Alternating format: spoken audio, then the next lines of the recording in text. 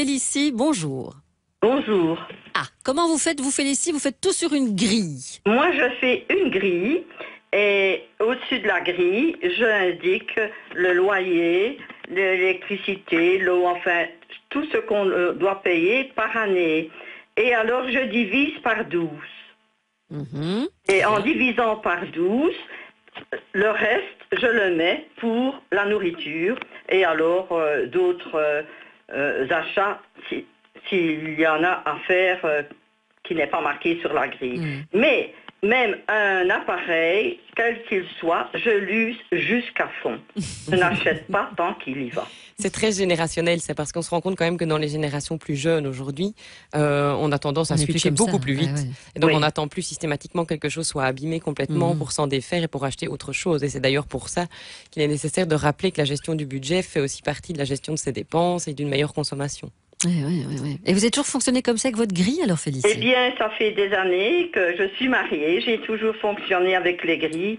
Et avec les grilles, il n'y a pas de, comment je vais dire, on ne doit pas se dire, oh, je dois encore payer ceci ou je dois payer cela. Mais non, la grille indique et au bout du mois, eh bien, vous arrivez juste naturellement. Tout au début du mariage, c'est un peu plus difficile. Il faut quand même un petit temps pour arriver à avoir toute la grille et alors avoir son budget. Et alors, il n'y a pas de surprise. Moi, je me rends compte chez les gens chez qui je vais la plupart du temps travailler, qui n'ont même pas conscience de ce qui rentre dans la maison comme argent, donc de leur salaire, de différents endroits où ils peuvent avoir de l'argent, des allocations familiales et des choses comme ça, et de ce qui sort. Donc, ils n'ont aucune idée réelle des rentrées et des sorties. Donc, ce que nous dit Félicie, c'est quand même un principe de base. Commencez par vérifier ce que vous avez sur votre compte, et puis ensuite ce qui en sort de manière automatique. Donc, toutes les dépenses classiques qu'on a mensuellement, effectivement, loyer, maison, voiture, assurance, et puis avoir ensuite une idée du montant par catégorie. Combien est-ce qu'on dépense en alimentation? Aussi des domiciliations, parce que ça revient moins cher aussi, et alors tout se paie, vous n'avez pas d'oubli. Tout à fait, les oublis, parce qu'un oubli peut entraîner des retards, et les retards, du coup, des paiements supplémentaires. C'est le meilleur moyen de ne pas dépenser bêtement de l'argent, effectivement. Oui, exactement. Et vous attendez toujours, Félicie, la mort d'un appareil, d'un objet, d'un vêtement? Oui, parce que je trouve, je trouve que la personne qui a fait l'appareil et tout ce qui entoure l'appareil, on a travaillé, et je trouve que quand on le jette, c'est vraiment du gaspillage. Il y a aussi tous les réseaux de dons, quelque chose qui n'est pas encore complètement abîmé, peut être simplement donné à quelqu'un d'autre, et donc la seconde vie, aujourd'hui, même des fois la troisième vie d'un objet existe vraiment. Donc, tout à fait. On peut s'en défaire plus facilement. Tout à fait. Et Bernie, bonjour. Oui, bonjour. Bienvenue, Bernie. Alors déjà, votre SMS commande très bien. Vous dites, je me suis rendu compte que j'économisais, moi, quelques centaines d'euros par mois, en allant qu'une fois par semaine faire les courses. Oui, avant, j'y allais 3 fois la semaine. Et alors, je voyais les promotions, je voyais Chic, je voyais chaque, et j'achetais.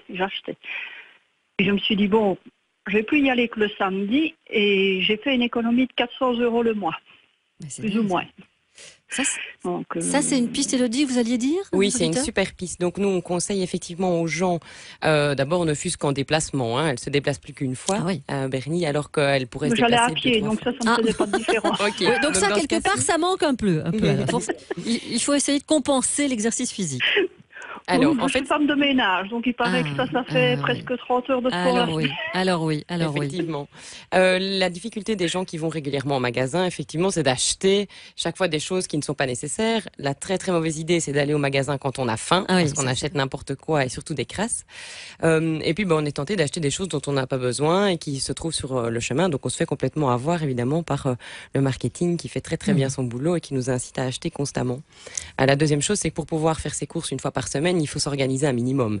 Donc il faut savoir ce qu'on a dans son frigo, il faut faire une liste des différentes choses qu'on veut manger sur la semaine, même si c'est pas déterminé. Regardez les dates aussi. Regardez les dates. Voilà. Aller chercher derrière et pas toujours devant, parce que les dates sont plus récentes. Et puis il faut acheter en grande quantité et donc être sûr qu'on va effectivement manger ce qu'on a acheté. Et donc ne pas partir tous les soirs à gauche et à droite, faire une petite course, accepter des invitations et puis pour finir jeter la moitié de son frigo. Oui, mais de là à dire non, je ne vais pas chez toi parce que je dois acheter ce que j'ai. On congèle. Je dois manger ce que j'ai acheté. Oui, c'est vrai. D'abord, je vais congeler. 2 congélateurs à la cave. Ah, voilà. Est-ce que vous êtes du genre à aller rechercher régulièrement ce que vous avez congelé, Bernie? Ah oui.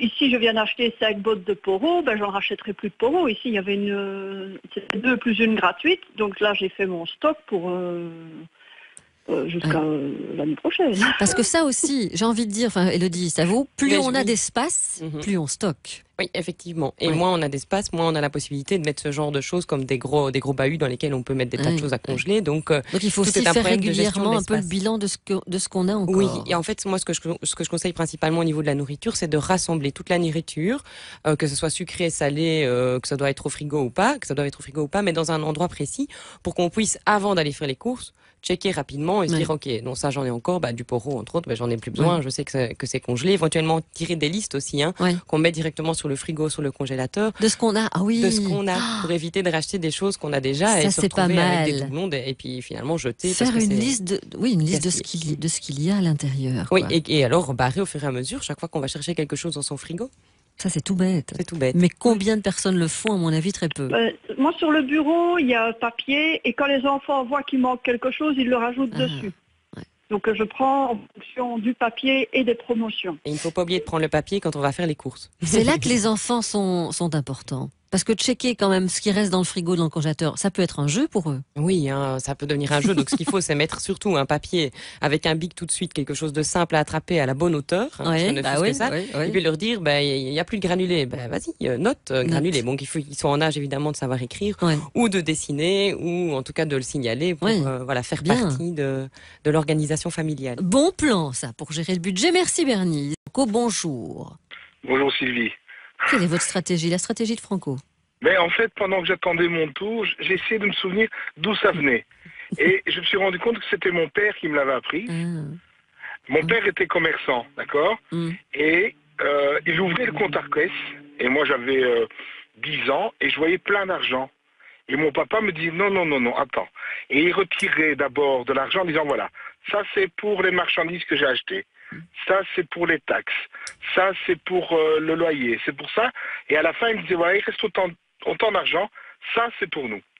Et moi, aussi longtemps que je me souviens, quand je me suis mis en ménage, j'ai pris toujours l'habitude de prendre mon salaire et tous les mois dire, voilà, combien est-ce que je gagne, net, bien sûr, pas partir du brut parce que c'est un faux salaire, un faux montant, pardon, et retirer toutes mes dépenses d'abord. Donc, électricité, loyer, le chauffage, tout ce qui est à payer et qui est fixe.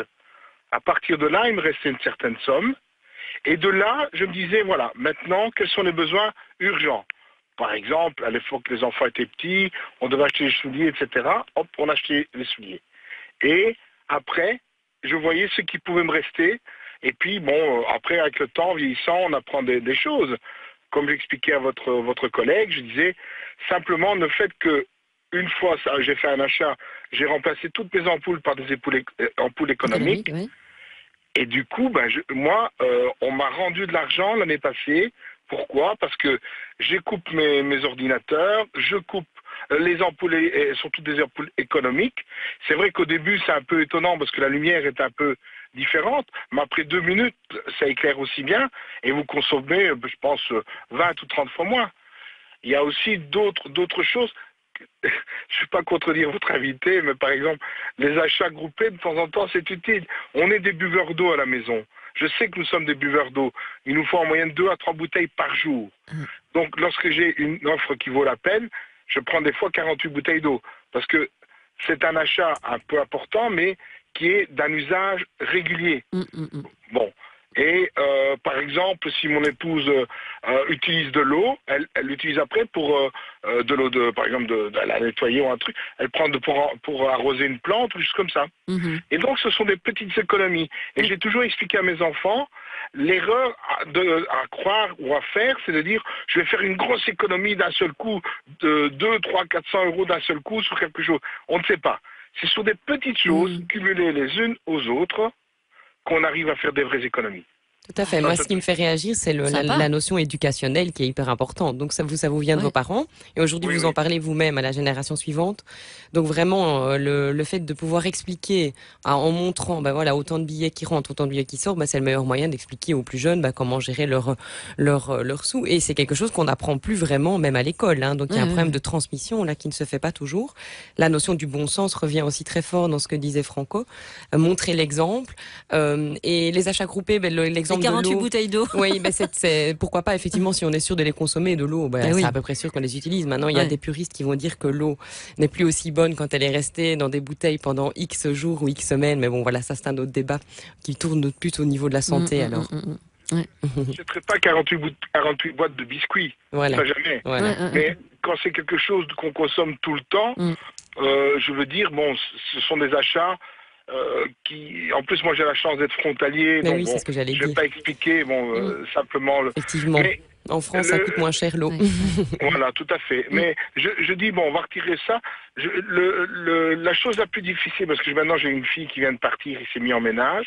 Je lui ai expliqué, c'est de gérer ce budget, parce qu'on voit de l'argent, mais en fait cet argent qu'on reçoit tous les mois de son salaire. En fait, c'est pas grand-chose si on veut. En quelques clics, soit sur Internet ou dans un magasin, c'est parti. Et puis, je connais pas mal de gens qui, à la fin du mois, doivent se serrer la ceinture. Pourquoi ? Parce qu'ils ont fait des achats impulsifs et ils se rendent pas compte que c'est vrai. Mais moi, je dis toujours, je peux dépenser toujours ce que j'ai de trop. Ouais. Encore faut-il savoir combien on paye en électricité, en eau, combien on paye au niveau des impôts, qu'est-ce qu'on a comme taxes à payer, à quel moment de l'année on les paye, qu'est-ce qu'on paye par rapport à son téléphone, à son ordinateur, Internet, etc. Et moi, je me suis rendu compte en parlant avec pas mal de gens que, en fait, la plupart des personnes ne savent absolument pas combien leur coûte toutes ces charges qui sont de toute façon des frais fixes chaque mois. Et donc la première chose à faire, c'est ça.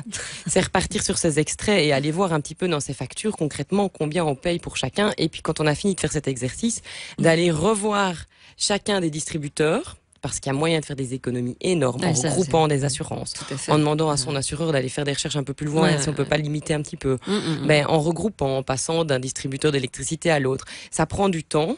Mais c'est quelque chose qui, au bout de quelques semaines, peut vous faire gagner 50-70 euros par mois. Oui, ça c'est sûr, c'est sûr. Il y en a qui ont les bons plans pour ça. Hein. Il y en a qui se disent, en effet, ça va me prendre du temps, mais je vais le faire. Et puis il y a des comparateurs qui fonctionnent très très bien pour ça. Voilà.